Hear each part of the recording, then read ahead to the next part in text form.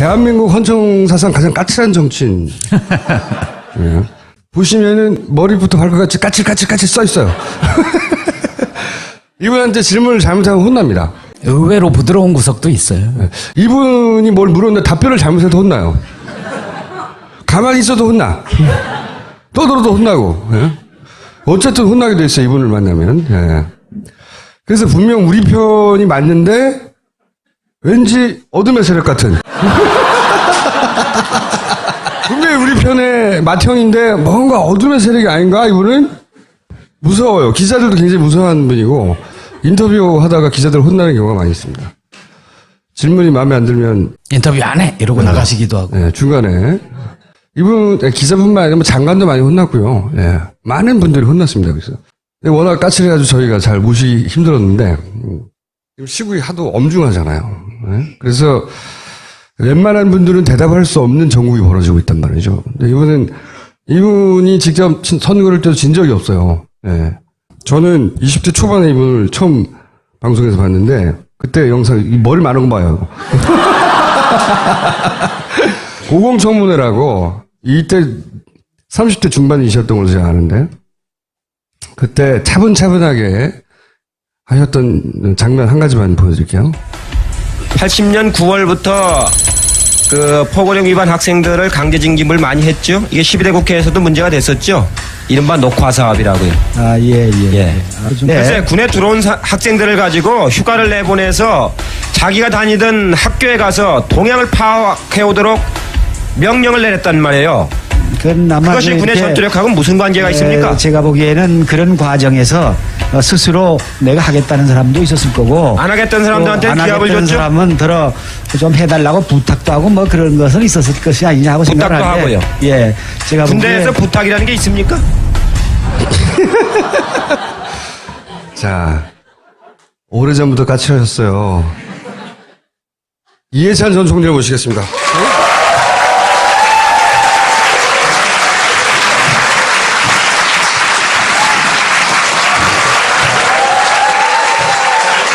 오늘 특별히 꽃이 나와 있는 건가요?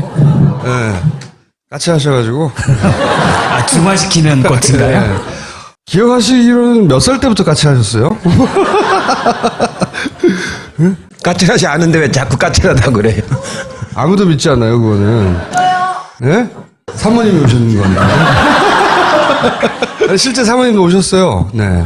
사모님한테 제가 같이 내려가서 보자고 네, 오늘 했더니 촛불 집회 나가려고 같이 조치원에서 올라왔어요. 아니, 제가 사모님한테 같이 내려가서 보자고 그랬더니 그 양반 하는 건 난 안 봐요. 그래서 대통령은 안 하신 거죠, 그냥? 2007년도에 당내 경선에서 떨어졌어요. 아니, 그러니까 보면은 장관부터 총리, 국회의원은 막 수없이 하셨고, 근데 대통령은 안 하신 거예요? 대통령은 아무나 하는 게 아니에요, 이건. 그건 대통령으로서 타고난 팔자가 있어요. 팔자가 있어야지 아무나 할 수 있는 건 아니에요. 아, 하기를 하시려고 했구나. 분수를 알았죠. 제가 안 된다는 걸 알고서. 네. 자, 제가 모신 이유는 뭐냐면, 하기 어려운 이야기들이 있어요. 당내 누구도. 예를 들어서 이제 선거 얘기 중에 민주당 얘기부터 한번 해볼게요. 이제 민주당의 대선 이제 잠재 후보들이 다들 와가지고 총리님한테 캠프로 와달라고 막 처음에 부탁했다는데 그게 사실인가요? 예, 부탁은 다 받았죠. 받았는데 경선 때까지는 제가 중립을 지키고 네. 본선 때는 하여튼 죽을 힘을 다해서 뛰겠다고 그랬죠. 다 왔어요? 여기저기서? 4분. 아, 그럼 김부겸 의원만 안 왔군요. 김부겸 의원도 왔죠. 5분. 이 어둠의 세력을 적으로 돌리면 안 되기 때문에. 근데 다 거절하니까, 그럼 좋다. 우리한테 안 오는 건 좋은데, 딴 데는 제발 가지 마라. 그랬다면서요. 예.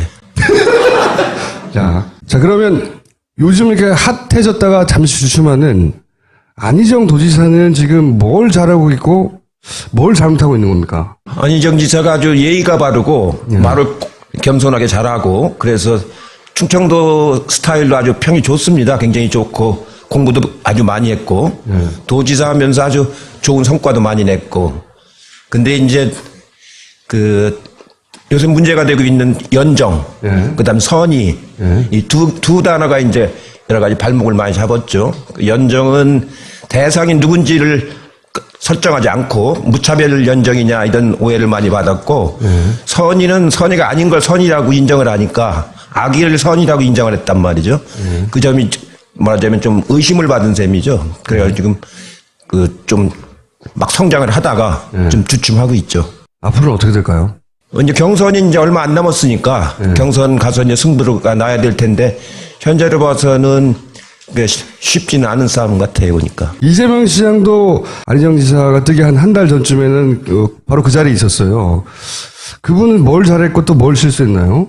이재명 시장은 뭐 별명 그대로 사이다라고 그러잖아요. 그러니까 말을 시원시원하게 하고 아주 간명하게 하고 그런 점 가지고 그 촛불광장에서 상당히 호응을 받았었는데 크게 뭐 실수한 건 없습니다. 실수한 건 없는데 아무래도 이제 그 전국적인 선거를 처음 해보는 거기 때문에 그런 그 뭐라 그럴까요? 좀 말은 시원스럽게 하는데 정책 내용이 그걸 채워주질 못하는 그런 좀 아쉬움이 좀 있는 것 같아요, 보니까. 그리고 이제 문재인 전 대표는 어쨌든 두 분이 사이가 안 좋으세요? 그런 소문도 있어요?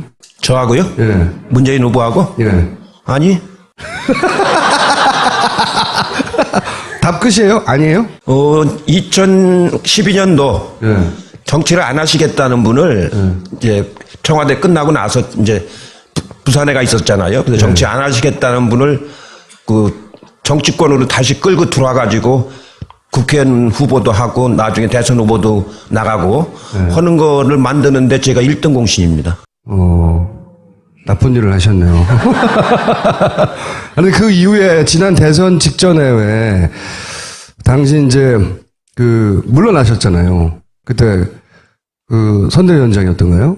그때 당대표였는데 당대표, 참, 당대표였는데 이제 단일화를 하기 위해서는 이제 당대표 자리를 비워놔라 뭐 그런 요구가 있어가지고. 그게 요구 어디서 왔고, 그때 그래서 사이가 안 좋아졌다 뭐 이런 얘기도 있었는데. 아니에요. 처음엔 제가 이제 제가 그래도 당대표를 맡고 있어야 이번 선거를 이길 수 있다 이렇게 생각해서 처음에는 거절을 했는데 또 이제 선거 등록 임박해서 또 단일화를 해야 되니까 그 당대표를 좀 사임을 해야 되겠다는 요구가 있어서 잘못하면 저로 인해서 단일화가 안 돼버리면 곤란하잖아요. 그래서 그때 이제 그 사임을 했죠. 사임을 했는데 지나고 나서 지금 생각해 보면은 제가 사임을 안 하고 끝까지 당을 끌고 갔어야 되는데 지금은 좀 제가 잘못 판단했다 이렇게 생각을 하고 있습니다. 없는데 이제 국민의당 얘기도 하면 대선 직전에 혹시 두 당이 뭐 어떤 식으로 연다든가 그런 가능성은 없을까요? 이제는 국민들이 그런 식 연대를 원하는 것 같지는 않아요. 이제 전에도 제가 말씀을 드렸는데 후보자 단일화, 뭐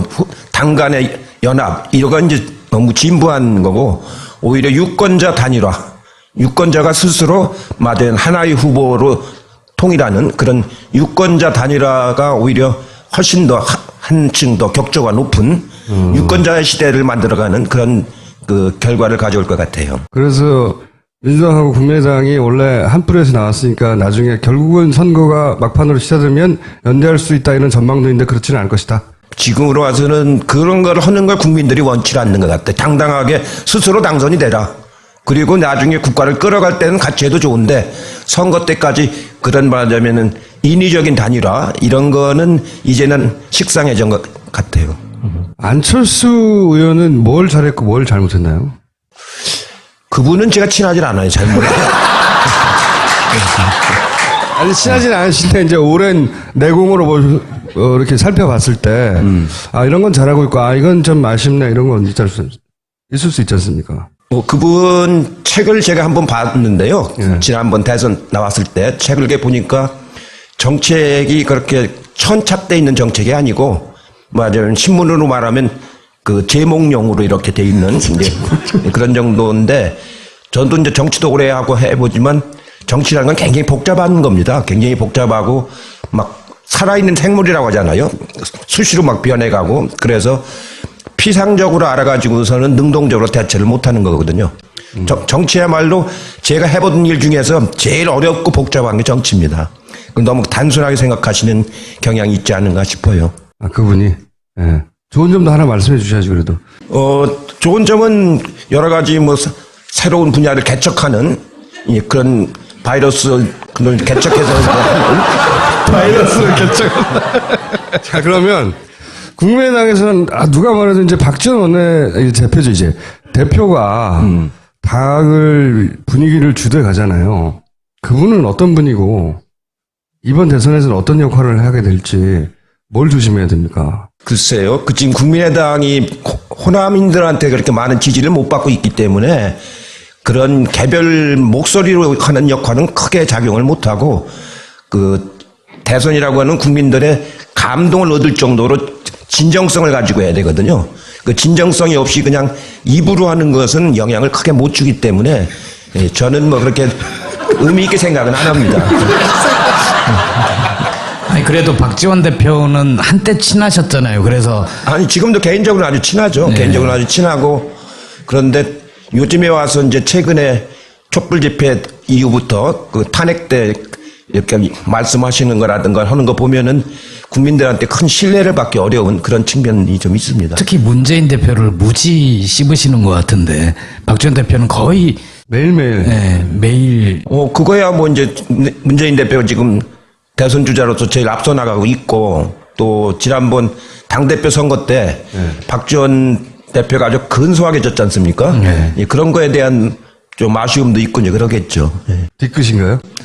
뒤끝이라는 건 아니고 이 정치인은 뒤끝으로 하는 사람은 꼭 집니다. 그건 아니고 다만 이제 맞으면 지난번 굉장히 열심히 대표 선거를 했는데 근소하게 졌거든요. 그거에 대한 아쉬움은 굉장히 강한 것 같아요. 평소에 저한테 얘기한 것도 보면은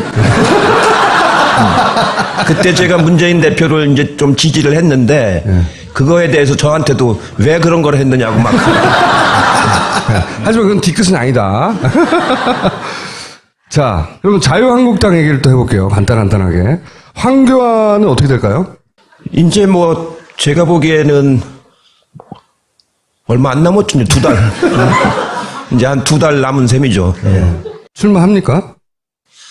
출마하면 참 좋죠. 참 좋죠. 예, 출마하면은 여권 스스로가 이제 뭐 이렇게 분열이 되는 거기 때문에 하면 우리로서는 선거가 훨씬 더 좋아질 텐데 제 생각으로는 한 국가의 총리를 맡았던 사람이 또 대통령의 권한을 대행한다는 사람이 그 뻔히 보는 상황에서 국가를 이렇게 또 대행을 맡기고 출마한다는 건 도리가 아니죠. 도리가 아니고 그거는 이명박 때는 4대강 사업으로 하청을 막 주더니 박근혜 대통령은 이제 국가 운영을 가지고 하청을 주고 또 하청을 주고 그러는 거 아닙니까? 예, 그거는 도리가 아닙니다. 예.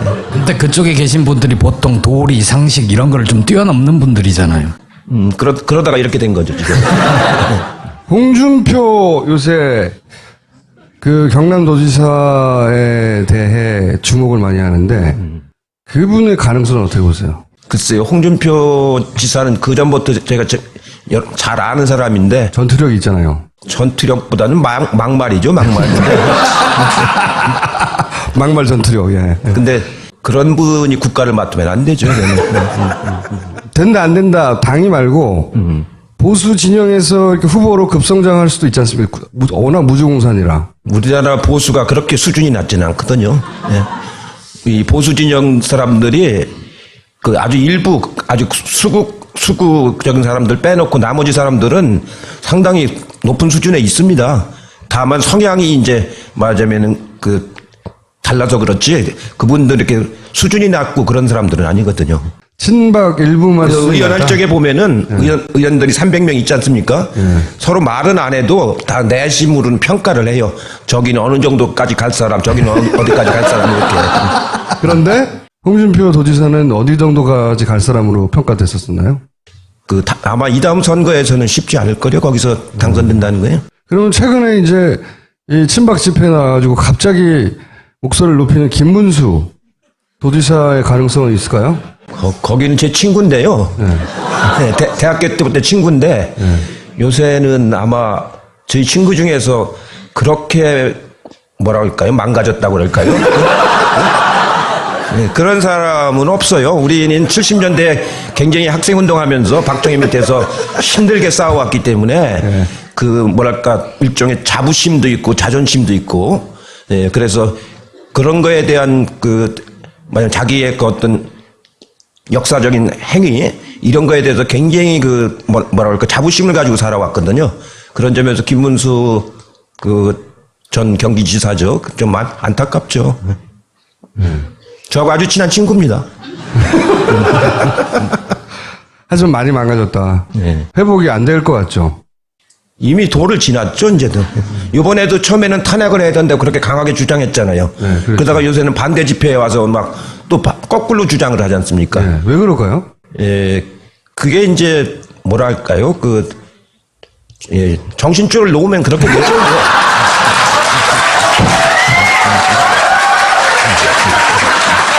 그외 이제 자유한국당 기타 등등은 제가 묻지 않기로 하고요. 자, 바른정당. 이 바른정당은 자유한국당하고 대선면에서 어떻게 될까요? 합칠까요? 아니면 후보 단일화를 할까요? 그건 잘 모르겠어요. 근데 그 두 당 사이에 골이 깊기 때문에 감정적 골이 깊어요?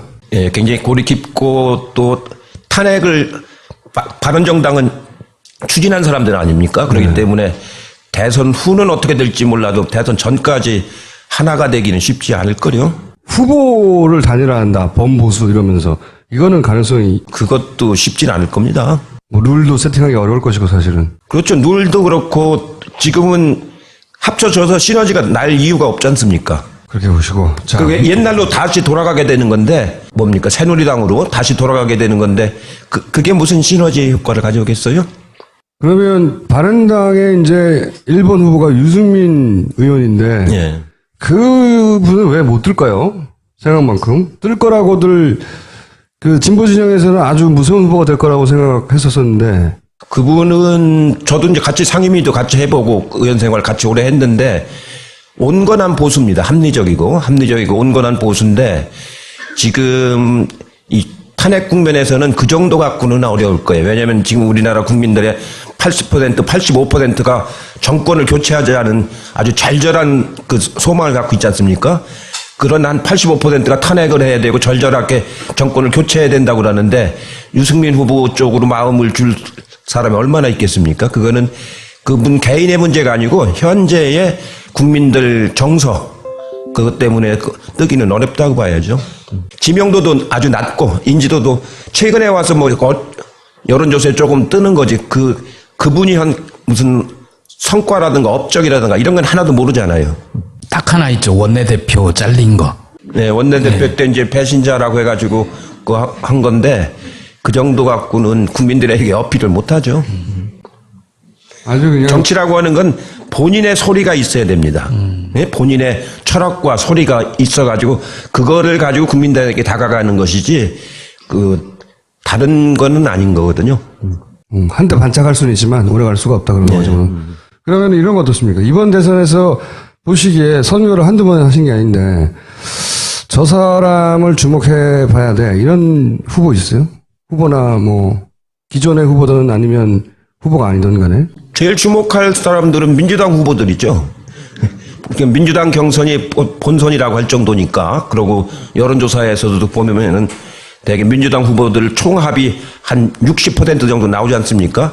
전체 100% 중에서 20%는 투표 안 하시는 분들이고 60%는 민주당으로 기울었고 나머지 20%는 다 먹어도 20% 아닙니까? 그렇기 때문에 민주당 경선이 본선이란 말이 틀렸다고 보기는 어렵죠. 그러니까 민주당 후보 내에 어떻게 경선이 치러지느냐 그게 가장 흥미로운 관전 포인트라고 보죠. 네. 지난 예를 들어서 IMF 때를 봐도 그 정도 일이 벌어졌는데 그리고 김영삼 당시 대통령의 지지율이 5%대로 모두가 다 욕했단 말이죠. 근데 결국 선거를 해봤더니 김대중 전 대통령이랑 이회창 여기 박빙이었어요. 생각보다 표차가 좁았어요.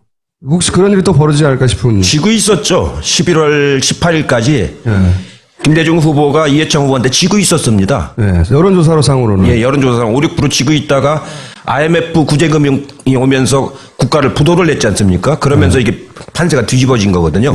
원래는 한참 지고 있었죠. 그러니까 11월 15일까지 지고 있다가 이제 18일 날 뒤집어졌는데, 그러니까 좀 앞서가고 있었는데, 그 당시 이해창 후보는 굉장히 강한 후보죠. 맞으면 거의 당선권에 가 있었던 후보거든요. 당선된다고 다들 예, 생각했던. 당선된다고 생각했죠. 그래가지고 저희도 이제 조금 이기고 있어서 조금 안심을 했는데 바로 따라오더구만요. 그래가지고 나중에 26만 표 차이로 겨우 이겼는데 그 당시 이해창 후보하고 지금 저쪽 그 범여권에서 나오는 여권 후보들하고는 전혀 다르죠. 그때는 굉장히 그분이 강자였었습니다. 제가 그때 선거 기획을 맡았는데 이해창 후보를 떨어뜨린다는 건 거의 전 불가능할 것 같았었거든요. IMF가 없었으면은 실제로 어려웠을 겁니다. 그 이쪽 진영이 이긴 그 김대중 노무현 대통령의 선거도 원사이드하게 이긴 게 아니었거든요. 그렇죠. 2002년도도 이해창 후보가 또 나왔지 않습니까? 그래가지고 한참 지고 있었죠. 이해창 후보는 30몇 프로 가고 있었고 노무현 후보는 17% 정도밖에 안 됐거든요. 반밖에 안 됐는데 정몽준 후보하고 단일화가 마지막에 됐잖아요. 한 달 남겨놓고. 그러면서 이해창 후보를 추월을 했죠, 이제. 근데 나중에 끝나고 나니까 역시 노무현 대통령도 그때 한 50만 표 차이로 겨우 활짝 이겼죠. 따라왔었단 말이죠. 예, 예. 그러니까 지금 이 전국도 그렇게 지금은 유리한 전국이 확실한데 나중에 이제 대선 막바지에 가면 1, 2주 선거 1, 2주 전에 결정나기도 하잖아요. 많은 경우에. 그때 되면 또 지금보다는 훨씬 더 값어차가 줄어들지 않겠나. 이번은 그렇지는 않을 것 같아요. 보면은 이번에는 그 이제 마음의 상처들을 많이 받았단 말이에요. 구 여권을 지지하던 사람들이. 그러니까 여론조사에 보면 응하지 않죠. 요즘에 그 사람들이. 그러니까 상대적으로 민주당이 더 많이 나오는 그런 현상인데 그분들이 투표장에 안 갈 가능성이 높죠. 그때는 이겨야 된다고 하는 그런 게 있어서 이제 투표율을 보면은 그쪽 사람들이 더 높았어요. 근데 이번 흐름은 보면은 이 연세가 많으신 분들 구 여권 성향인 사람들이 응답률이 많이 떨어지고 오히려 20, 30대들이 더 이제 막 적극적으로 나서는 이런 분위기라서 그 지난번 대선 때하고는 성격이 좀 다를 겁니다. 이번에 촛불 집회가 굉장히 큰 영향을 미친 게 작년 12월에 초선 의원들도 후원금을 거의 다 채웠어요. 뭐 5만 원, 10만 원, 어떤 사람은 10,000원 보내면서 미안해요. 나중에 다시 보낼게요. 뭐 이런 사람들도 있고 그렇게 젊은 사람들이 막 정치에 참여하고 그 성과를 같이 누리려고 하는 그런 거는 제가 한 30년 정치했는데 이번에 처음 봤습니다. 혹시 우선 여쭤보고 싶은 게 이제 탄핵 기각에 대한 흉흉한 소문들이 있잖아요. 그런 거 들어보셨죠? 그거 탄핵 기각의 가능성에 대해서는 어떻게 보세요? 이 강물이 이렇게 굽이치긴 해도 이 바다로 가지 산으로는 안 갑니다. 이 강물은 끝내 바다로 가는 거지 산으로 가지는 않습니다. 지금 이 국면은 뭐 기각이냐 용이냐 차원이 아니고 전체적으로 이제 국가의 어떤 운명을 가름하는 그런 법률적인 행위가 아니고 역사적인 행위이기 때문에 그건 그렇게 기각이 된다거나 그런 거는 결코 없을 겁니다. 만에 하나 100만 분의 1 그렇게 벌어지면 그동안 어떻게 해야 돼요? 일반 국민들은? 일반 시민들은? 이게 황당한 일이 벌어지면? 그 믿음을 가지세요. 믿음을. 사실은 이런 얘기 하더라고요. 이 그 판사들이 하는 말. 제가 이제 주로 판사들한테 말을 걸어왔거든요. 어려운 재판일 때, 어떠냐고 마음이. 마지막 순간까지도 갈등한대요. 마지막 순간까지도. 이거 지금 기각설 뭐 이런 얘기 물어보면 판사들은 다 들어봤어요. 그런 얘기를. 이거는 좀 다르고요. 판사가 이제 합의부라고 하더라도 그거는 주심이 있고 이제 맞아 배심이 있는 그런 판사 그 재판부고 이거는 8명이 집단 토론을 하는 평의를 거칩니다. 네.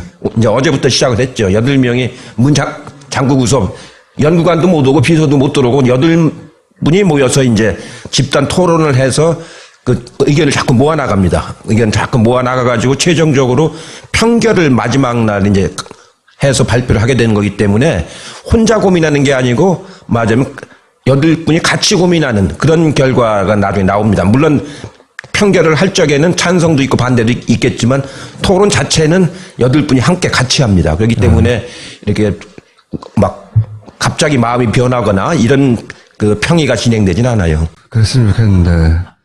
워낙 비상식적인 일들을 많이 해온 집단들이 지금, 마지막으로 이게 인용이 되면 우린 다 죽어. 이런 상태란 말이죠. 그쪽에서는. 그렇잖아요. 그런 심리 상태겠죠. 지금 그 헌법재판관 분들 중에서 제가 이제 아는 분들이 한 절반 정도 되고, 모르는 사람이 한 그러니까 절반 정도 되는데요. 대체적으로 보면은 이 개인적인 성향하고 이 평의 결과하고 같진 않거든요. 아, 그래요? 요거 자체 하나하나를 가지고 검토를 하면서 본인의 성향이 보수적이더라도 이 말하자면 판결에 어떤 결과가 나올 때 나라가 어떻게 되겠는가. 그러니까 이게 이제 형사처벌이 아니고 형상책임이라고 그럽니다. 형상책임. 그러니까 그 직분에 맞는 일을 했는가 안 했는가.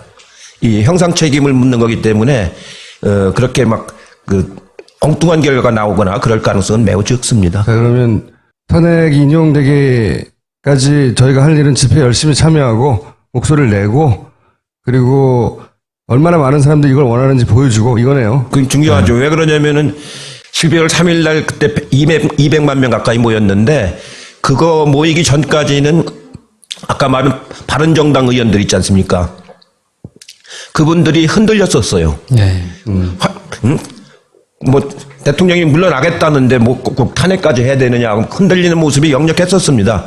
그러다가 12월 3일 날 그 집회를 보고서 월요일 날부터 태도가 바뀌더라고요. 그래가지고 나중에 234명까지 이제 우리는 200명을 겨우 넘길 거라고 봤는데 234명까지 나왔거든요. 그거 보면은 아무래도 그 촛불의 민심, 그 절절한 그 소망 이게 큰 영향을 미칩니다.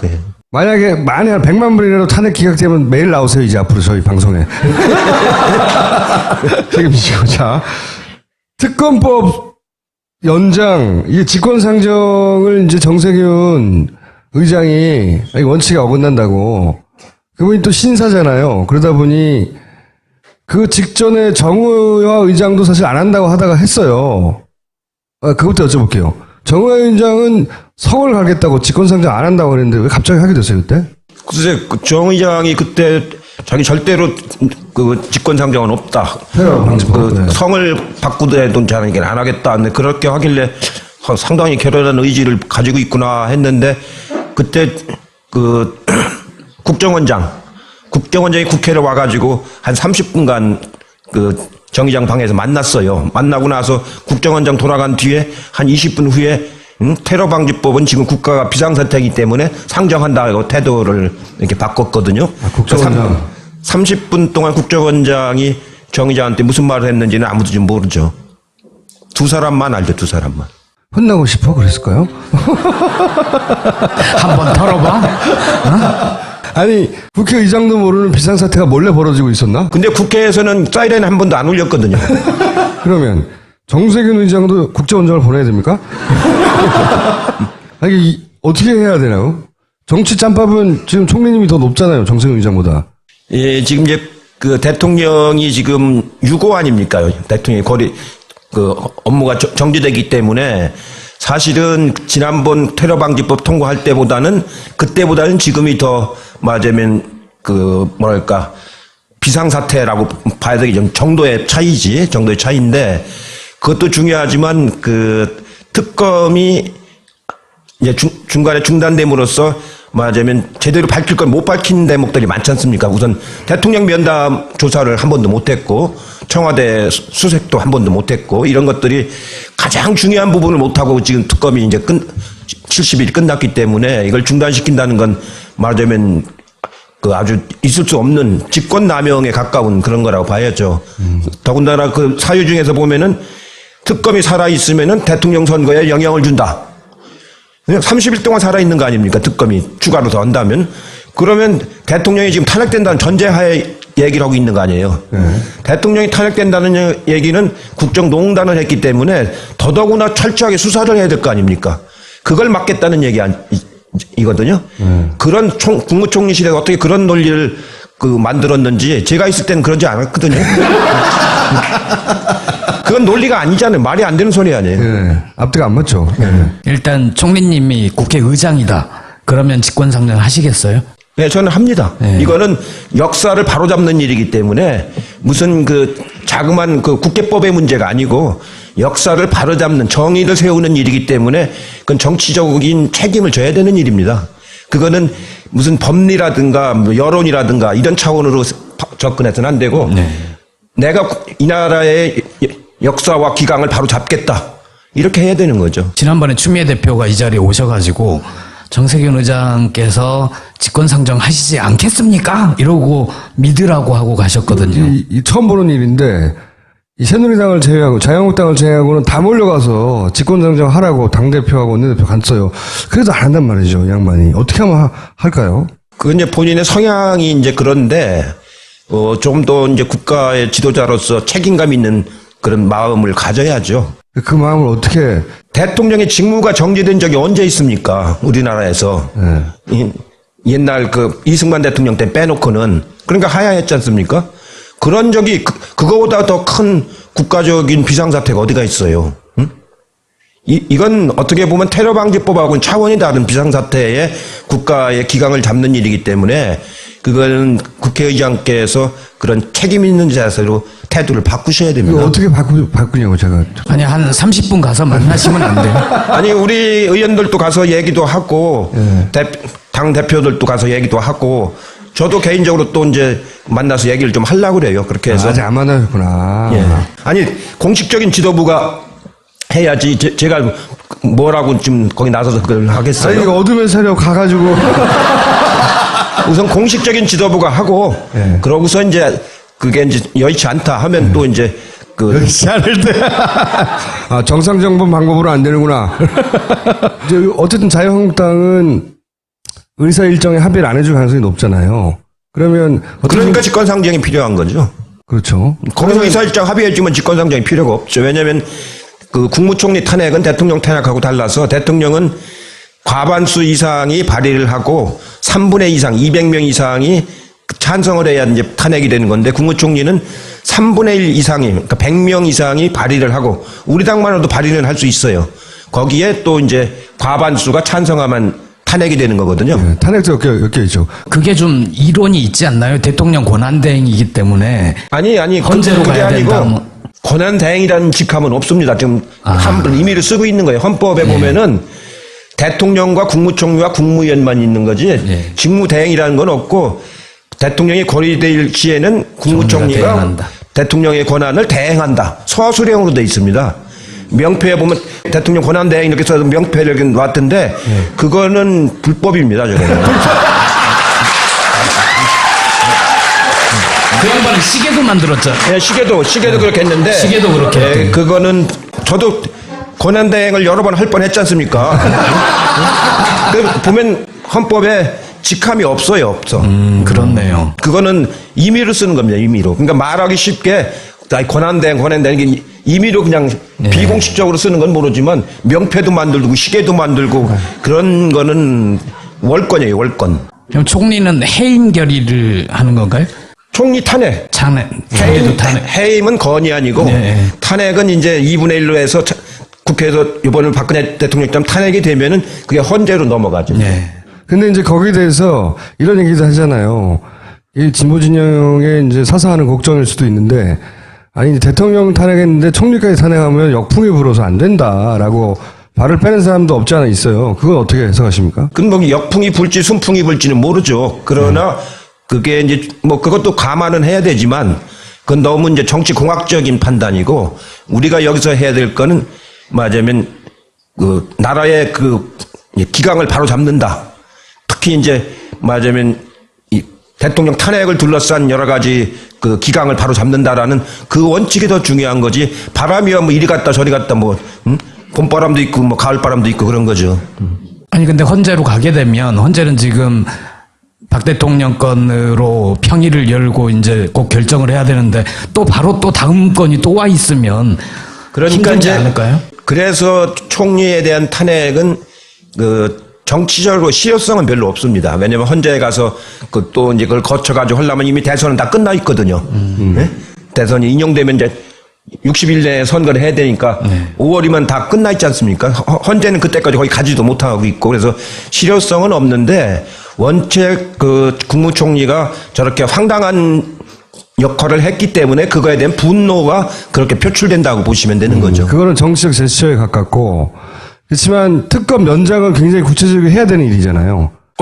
아니 두 개 다 해야 되는 일인데 그 총리를 탄핵하는 건 실효성이 별로 없다 그런 실효성이 얘기고 없고. 특검 연장하는 것은 그건 수사권을 더 주는 거기 때문에 그건 굉장히 그 실효성이 있는 거죠. 그럼 특검원장이 안 되면 다 총님 책임입니다. 직권 상정이 안 되면 꼭 되게 해주세요. 하여튼 오늘 내일 이제 그 상황을 좀 보고 월요일 날 이제 의총이 또 그것 때문에 소집이 돼 있습니다.